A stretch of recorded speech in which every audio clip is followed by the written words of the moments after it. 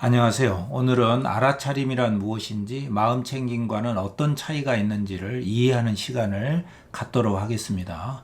그리고 나태주 시인의 풀잎이라는 시를 통해서 알아차림을 어떻게 하는 것인지 공부해 보도록 하겠습니다.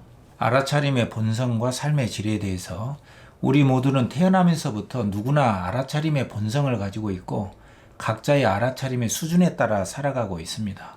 감각적인 본능으로 보고 듣고 냄새 맡고 촉감을 느끼고 반응하는 동물적 차원의 알아차림 상태에서부터 나는 오늘 무엇을 해야 할지, 어디로 가야 하는지, 혹은 내가 잃어버렸거나 잊은 것은 없는지를 살피고 행동하는 것들이 모두 다 일상생활의 알아차림이라고 말할 수 있습니다. 더 나아가서 자신의 문제뿐만 아니라 높은 차원의 깨달음, 삶과 죽음의 문제들을 지혜로 풀어내는 힘이 바로 이 알아차림에서 비롯되는 것이고, 이 알아차림이 어느 정도이냐에 따라서 내 삶의 형태나 질이 결정되기 때문에 나를 이끌어주는 실질적인 힘이 바로 나의 알아차림이라고 할 수 있습니다. 그러나 우리 내면의 알아차림을 지속적으로 키워주지 않으면 묻히고 말기 때문에 어떻게 마음을 개발할 수 있는가 하는 것이 삶에서 가장 중요하다고 볼 수 있습니다.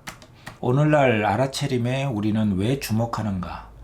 오랜 세월 동안에 인류가 알아차림에 주목하고 온 힘을 기울여서 가르침을 받았던 이유는 첫 번째로 이 알아차림을 통해서 우리 내면의 상처와 고통을 치유할 수 있기 때문입니다. 한 개인의 심리적인 취약성을 이해하고 극복할 수도 있고, 과거 기억에서 오는 괴로움에서 벗어날 수 있는 힘을 이 마음챙김의 기술과 알아차림을 통해 얻을 수 있기 때문입니다. 두 번째로는 개인의 심리적 특성이나 아픔을 넘어서서 보편적인 우리 인간들의 고통이나 고뇌를 해결해 줄 수 있기 때문입니다. 누구나 예외 없이 직면하게 되는 생로병사와 이에 따른 삶의 고통이라든가 삶에 풀리지 않는 의문들 자체를 알아차림의 지혜로 해결할 수가 있고, 나에게 주어진 남은 삶을 마음껏 누리기 위해서 이 알아차림에 주목하고 마음챙김의 기술을 배우게 됩니다. 이렇게 볼 때 알아차림의 명상의 목적이 심리치유 또는 자기 이해냐 아니면 궁극적인 지혜의 개발이냐를 따지는 것은 큰 의미가 없다고 할 수 있습니다. 물론 이 알아차림 명상은 심각하게 뇌 신경 손상이 된 경우라든가 약물이 꼭 필요한 경우의 치료법과는 꼭 구별되어야 하는 문제입니다. 알아차림, 무엇을 알아차리는 것인가? 알아차림의 말뜻에 대하여 사전 뜻풀이대로라면 알아차리다는 것은 말 그대로 알고 정신을 차려서 깨닫거나 낌새를 미리 알다이고, 영어로는 awareness, mindfulness, attention, clear comprehension 등으로 번역되고, 한자어로는 정념, 정지, 빨리어로는 사띠, 빠자나티, 쌈빠졌냐 등의 여러 표현으로 나와 있습니다. 물론 어떤 식당의 이름 중에도 알아차림으로 된 경우도 있는데, 이 경우에는 음식을 잘 알고 손님에게 차려준다는 뜻이고, 또 한편으로는 체면을 차리다 이런 경우에는 전혀 다른 의미가 되듯이, 알아차림에서는 대상, 즉 무엇을 알아차리는가가 중요하다고 볼 수 있습니다. 전통적인 알아차림의 방식에서는 사념차라고 하는데 4가지 대상을 말합니다.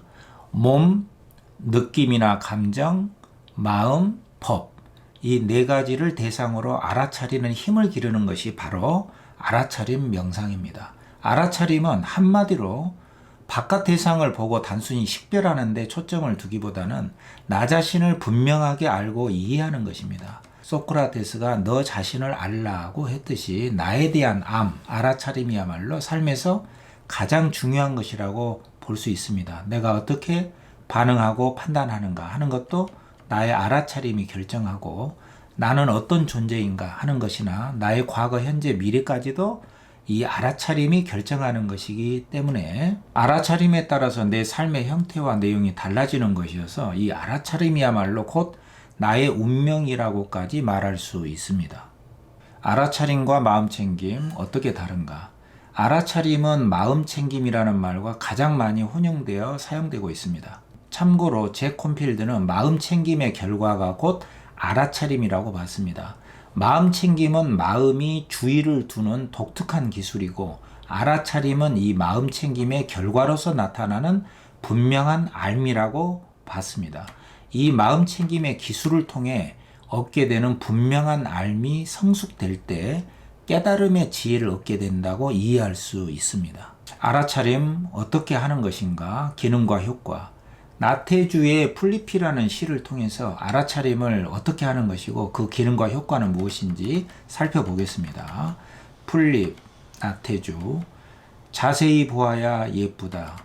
오래 보아야 예쁘다. 너도 그렇다. 이 풀잎이라는 시에서 자세히 보고 오래 보는 것은 풀잎이라는 하나의 대상을 떨어져서 분리해서 그것만을 있는 그대로 보는 태도입니다. 먼저 마음챙김의 기술이란 무엇인가를 살펴보면 첫 번째로 하나의 대상을 떨어져서 분리해서 오랫동안 주의를 기울여서 보는 것입니다.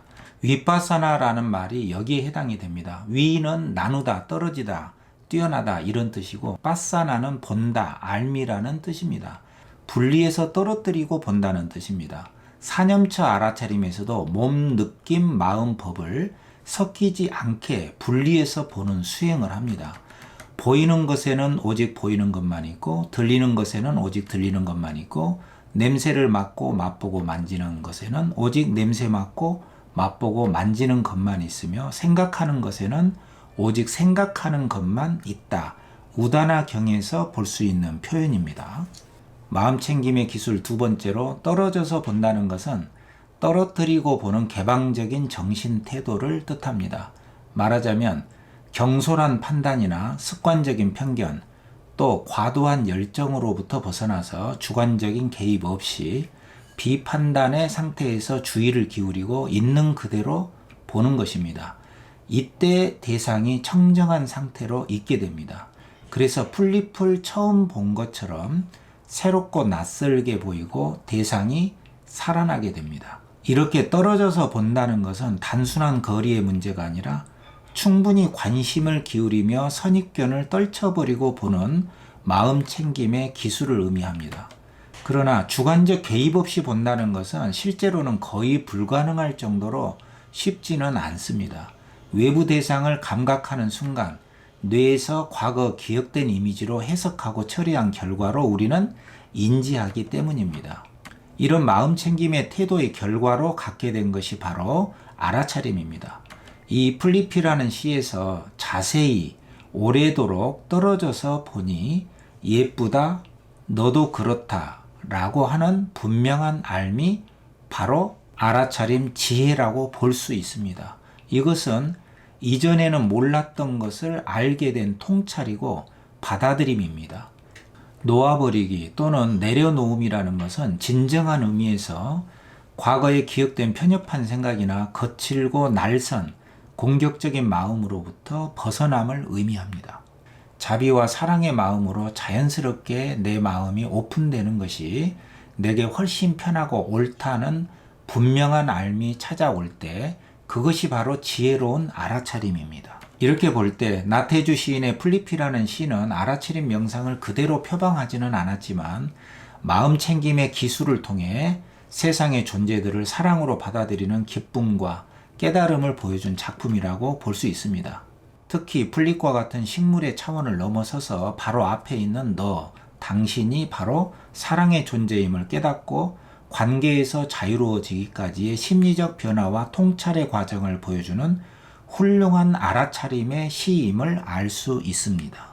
오늘은 알아차림이 무엇인지 마음챙김과의 차이는 무엇인지를 나태주 시인의 풀잎이라는 시와 함께 살펴보았습니다. 대상을 떨어져서 분리해서 보는 마음챙김의 기술을 통해서 우리의 과거에 기억된 이미지나 괴로운 편견들이 우수수 떨어져 나가는 분명한 지혜를 얻는 시간이 되시기를 바라겠습니다.